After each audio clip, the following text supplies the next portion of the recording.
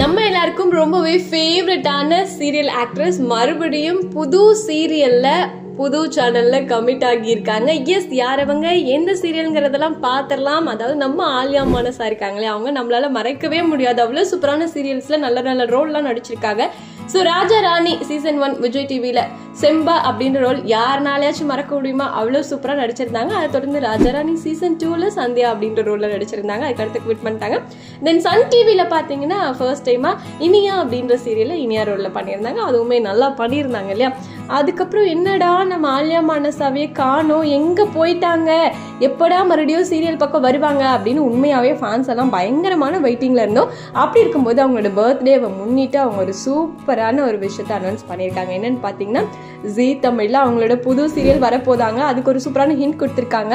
Ghibli art இருக்கு இல்லையா, அதுல வந்து ஆலியா மானசா நிக்கிற மாதிரியும் பின்னாடி ஜீ தமிழ்னு போட்டு கம்மிங் சூன்னு போட்டிருக்காங்க. So Vijay TV Sun TV முடிச்சுட்டு இப்போ ஜீ தமிழ்ல நம்ம ஆலியா மானசா காலடி எடுத்து வைக்கிறாங்க. சூப்பரா இருக்க போகுது அப்படிங்கிறதுல எந்த ஒரு டவுட்டுமே கிடையாது. பட் என்னன்னா, ஜீ தமிழ்ல நிறைய சீரியல்ஸ்லாம் பேக் டு பேக் புதுசா வரப்போகுது. அப்படி இருக்கும்போது எந்த சீரியல்ல இவங்க வரப்போறாங்கன்ற எக்ஸைட்மெண்ட்டும் இருக்கு. ஸோ வெயிட் பண்ணி பார்க்கலாம். நீங்க சொல்லுங்க, ஆலியா மானசா ஜீ தமிழ்ல வரதை பத்தி உங்களோட கருத்து என்ன? அண்ட் அவங்களோட யார் பேர் பண்ணா நல்லா இருக்குங்கிறதையும் கமெண்ட்ல சொல்லுங்க.